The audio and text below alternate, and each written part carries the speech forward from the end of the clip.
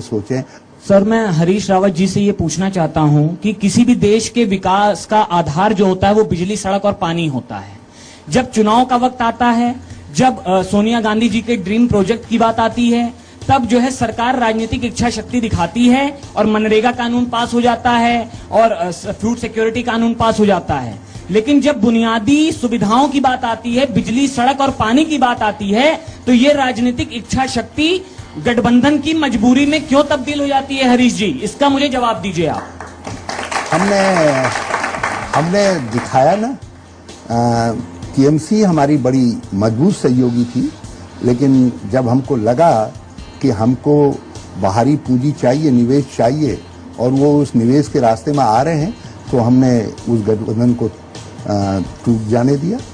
और आपने बहुत सही कहा, हमारे बहुत वैल्यूबल सहयोगी थे कम्युनिस्ट पार्टी, जितने भी कम्युनिस्ट जो लेफ्ट ब्लॉक था, और वो एक प्रकार से चेक एंड बैलेंस का भी काम कर रहे थे और बहुत उनके साथ मिल करके हम कई सोशल स्कीम्स को प्रारंभ कर सके थे। मगर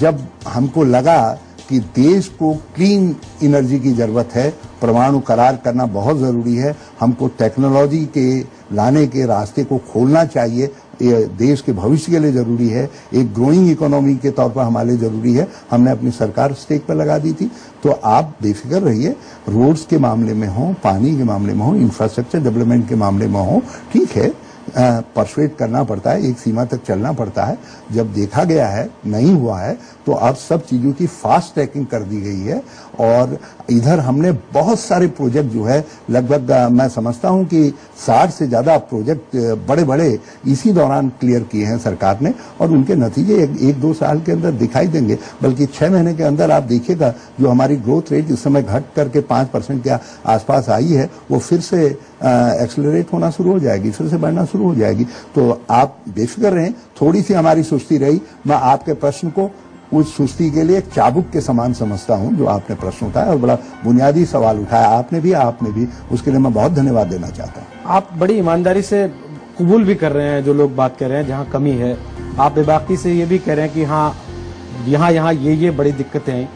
और आप एक बड़े अच्छे मंझे हुए प्रवक्ता के तौर पर सरकार की सारी नीतियों को लोगों के मन में वो जगह दिलाने की कोशिश भी कर रहे हैं जो आपको लगता है कि नहीं आई है। आपने भी एक बड़े मजे